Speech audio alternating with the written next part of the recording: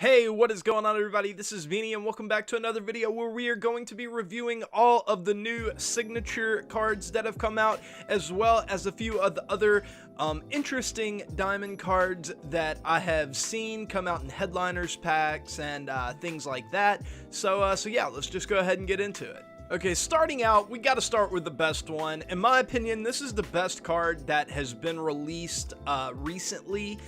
Like really in the past month. I haven't seen a card that was a whole lot better than this one, and I know that that seems kind of strange for someone like me who tends to value power a good bit and everything, but every time they come out with like the upper end Roberto Alomar card, it's just so sexy to me because one, he's a switch hitter at a premium position. Two, he has elite contact, like top shelf contact versus righties, and then like very, very good contact versus lefties to go along with top shelf elite vision. And then the power is there, it's just not elite. It's like, you know, well above average. We'll say that. 74 to 79. My opinion, that's well above average. That's plenty. And then defensively, he's going to be, once again, he's going to be elite. I mean, this really is a five-tool kind of guy. He has decent arm strength, definitely good enough for second base. He doesn't have any secondary positions, so you don't have to worry about like if he's going to play shortstop or something, that arm being a problem or anything. Even if he did have a secondary there, 81 arm strength is plenty at shortstop. That's not a big deal at all. And then the speed is there. He has 87 speed with 97 stealing. That is a problem on the base paths. You know, it would be nice if the speed were in like the mid 90s or something like that. But with 97 stealing, that's enough to steal bases very, very, very consistently, and for your opponent to really have to work to keep you on first if you get a hit. So just the total package. The only thing that this guy really isn't elite at is power, and that's okay because he's still really good at it. And you know, the meta this year has shifted more towards contact, especially at the upper levels, so having that 120 vision, it's really shifted more towards vision and not contact. So having that 120 vision is a huge deal. Having the 121 contact versus righties is a huge deal. And yeah, great discipline and clutch too. So, and bunting, you know, if you ever want to lay some bunt cheese down or anything like that. Overall, it's just a tremendous card. I love it. I think it's one of the best cards that they've released since opening day. You know, when we got all the collection rewards and things like that. And I ended up giving him a fag of a 9.3. Next up, we have the 99 overall Justin Verlander, and this card is kind of tough for me because I want to give it an elite grade because I mean this is a signature Justin Verlander card, right? It's going to be elite, and it is elite. It is, but I don't think it's like at the very, very, very upper end of starting pitchers. That if you would have told me there were a Verlander card coming out, I would have been like, oh yeah, that card is going to be one of the best pitchers in the game. Right now, I don't see him finishing as one of the top 5 pitchers in the game, and there are a few reasons for that. One, his hit and K per 9, they're just very, very, very good. Like they're not quite elite. There are some starting pitchers in the game that have him beat on a hit per 9 and a K per 9 level. That doesn't mean that it's bad. 95, 105, you're going to be shrinking your opponent's PCI a ton. It's going to be tough for him to make solid contact. They're going to strike out more than usual, but it's not like Nolan Ryan top shelf. That's all I'm saying, but it's still very, very good. Then he has great walk per 9 to go with it. Great stuff, great velo, great break. Throws 98 on the fastball. He has the 90-mile-an-hour cutter. And then this is kind of strange to me. He has a slider and a cutter, but he throws both of them at the same speed. So he has a 90-mile-an-hour slider and a 90-mile-an-hour cutter. I assume that the slider will break a little bit more, but generally, I want to have a nice little speed differential on my slider and my cutter so that I can tunnel them and I can throw my opponent's timing off. But I don't really think that that's going to be the case. It's really going to be tunneling for the sake of them missing with their PCI. And to me, that's always inferior than trying to throw their timing off whenever you're pitching. So yeah, I don't really like that. What I do like is the fact that his four seam and his cutter have an 8 mile per hour differential between them. That can make for some really good tunneling. And maybe I have to see the slider to really see what it's going to do, what the benefit of it is going to be. But then you move on to the other pitches. He has a 14 mile per hour delta on the circle change. That's really good. And 84, that's pretty standard, but with a 98 mile an hour fastball, that makes it play up a good bit.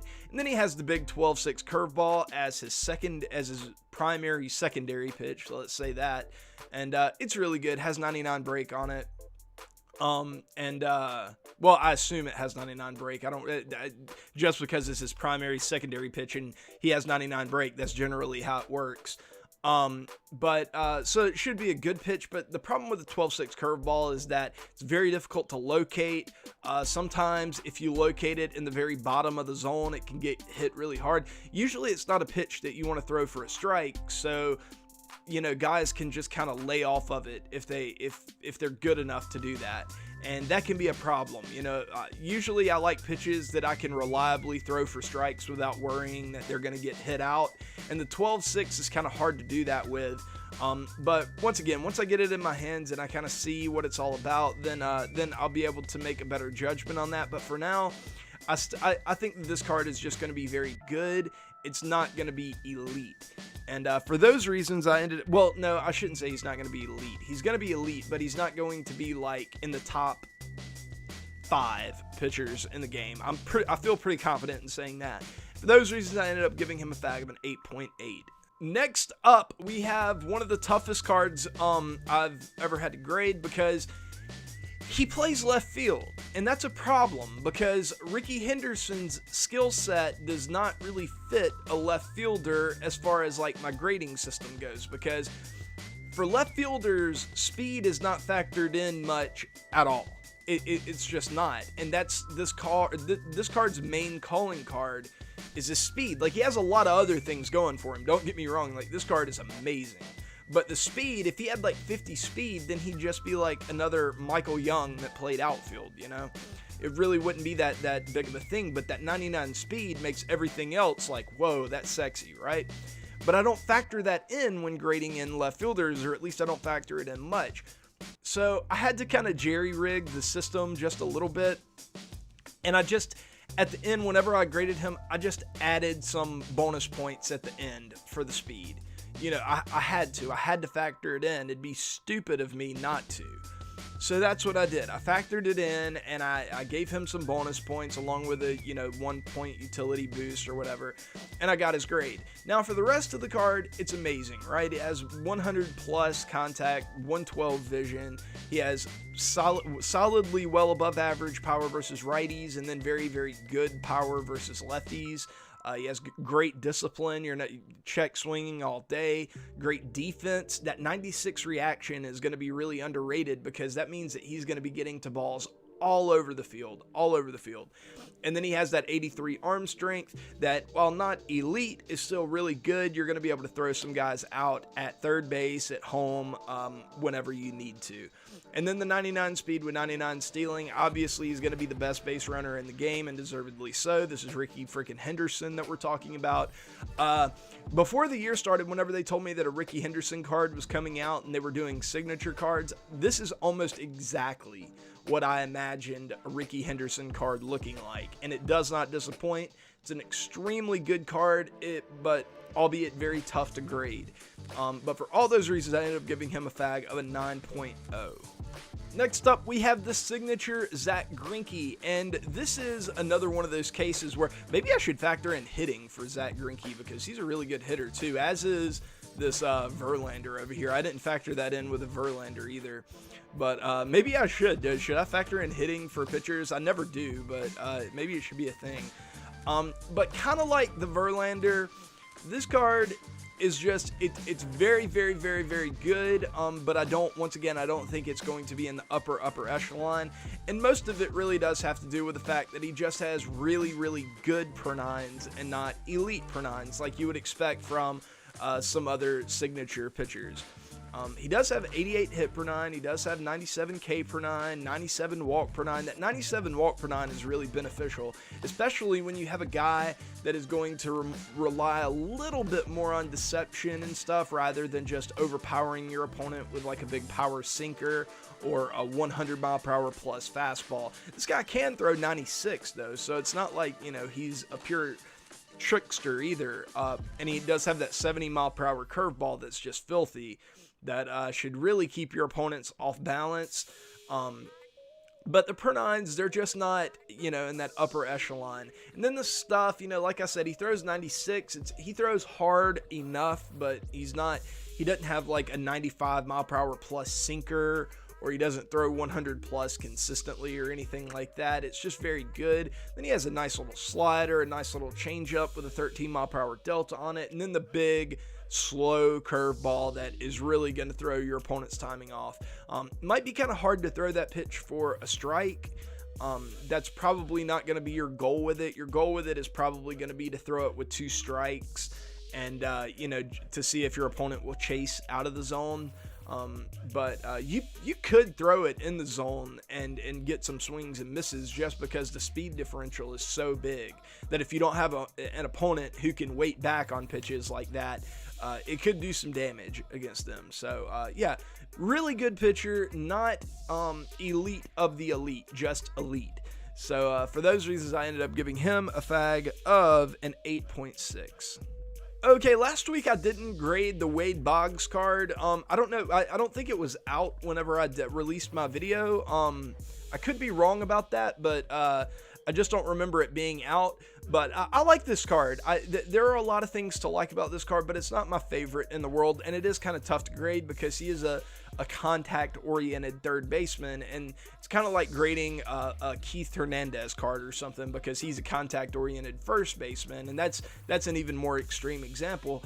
But still, this card is really great. I mean, with the game shifting its meta more towards vision and contact, this is the exact type of card that you might want to be targeting for your Diamond Dynasty squad, especially if you're in the World Series or something like that. This isn't a card that I would really use a lot in Battle Royale, though. Typically at third base and first base and stuff like that, I don't like to get contact-oriented guys in Battle Royale. That's for my power spots, you know. This guy is basically like Tony Gwynn without the speed, and he plays a power position, so it's not that's not my favorite for a mode like that. But on higher difficulties where, you know, you're going to be playing 9-inning games in ranked seasons, this card could be really great. So it's kind of interesting how you might select different cards for different game modes based off the difficulty, and this card I think is a pretty good illustration of that, because I would love to have this card on my team on my Diamond Dynasty squad, but not really in Battle Royale. I would kind of pass over this card in Battle Royale.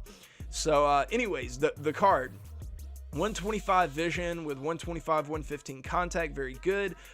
Average power, not, you know, terrible power, 69, 66, that's just average.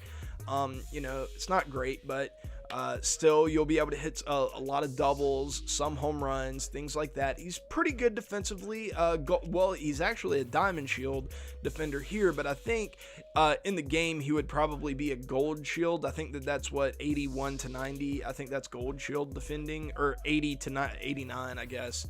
Then he has good arm, doesn't have a lot of speed, which is kind of disappointing. Well, not disappointing, because we know Wade Boggs isn't going to have a ton of speed, but it's something that you'd like to have with a guy that is more of a contact-oriented approach. But it is what it is. You're getting great contact, great vision, and pretty good defense with this card. That's a very good card. It's just, you know, not one that you may want to use in every single situation. He may just be more narrowly tailored to World Series players and maybe CS players. So for those reasons, I ended up giving him a fag of an 8.7, and I feel that's about right. Next up, we have the 94 overall Dellin Betances out of the Headliners pack. This is not a signature card. This is a rookie card. Probably one of, if not the best rookie card in the game, because rookie cards tend to not get up into like the upper diamonds, you know, and this is a 94 overall diamond.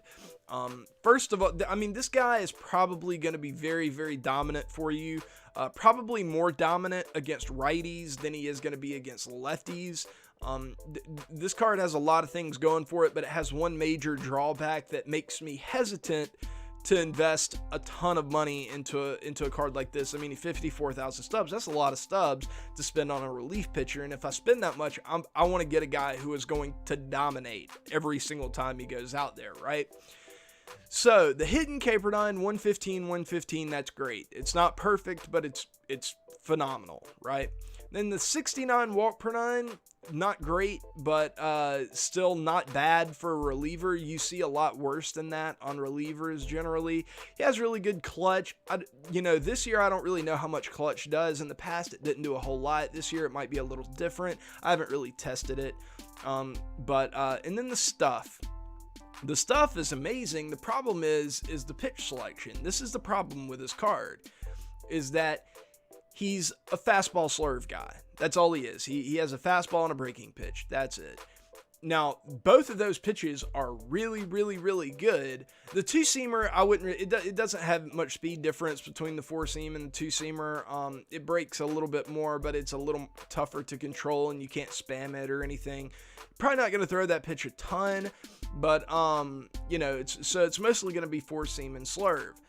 And that leaves a major issue when you're facing left-handed hitting, because left-handed hitting can wait a little bit longer on that four seam, which means that they don't have to commit to it, that they can kind of read what the pitch is going to be and then react to it. So if you throw the slurve, they can wait back on it. If you throw the fastball, they can usually time it up pretty well. If this card had a changeup, even if it's like his live series and he just had like a knuckle curve or something like that, just something to give a different angle on the breaking pitch, that wouldn't be as good as a changeup, but it'd still be something, right?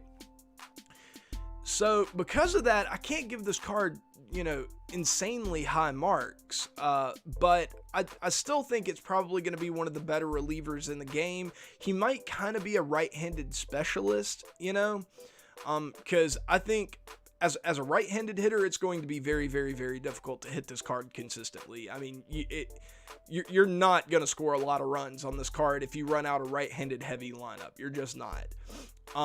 But against lefties, I think you could do some damage. I really do. And for those reasons, I ended up giving him a FAG of an 8.4. I think that's right, but I don't know.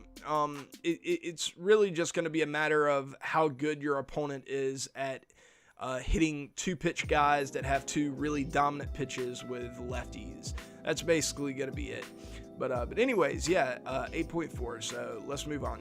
And finally, we have Dellin Betances' Headliners Pack partner, the 93 overall Ernie Banks. And Ernie Banks, I'm surprised because I have a feeling this is going to be Ernie Banks' best card this year.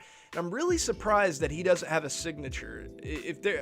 He deserves a signature card, in my opinion, especially with them coming out with so many of them. Like, if Bert Blyleven deserves a signature card, I feel like Ernie Banks does too. So maybe I'm wrong. Maybe this isn't his in-game card, but even if it's not a signature, it's still a great card, a fantastic card. I mean, for probably one of the best non-signature cards in the game.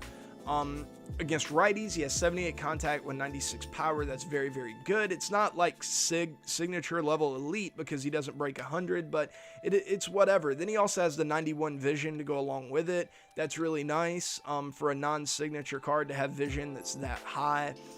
He has the 116 contact versus lefties with the 87 power. So he's kind of a power-oriented shortstop. And to get basically gold shield defending out of a guy that's more power-oriented, this guy's kind of like a souped-up version of Trevor Story with good vision and less speed.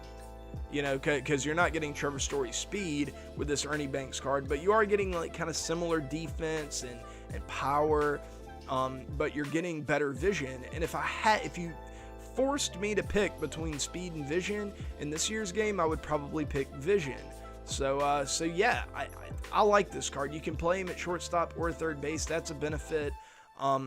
But man, just an Ernie Banks card, I would think that they would come out with a better version. I think this exact version was seen last year, or a version very similar to it was seen the year before that, before you could break 100.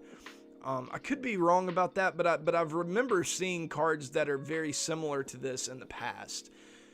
So I don't know. It's a really good card.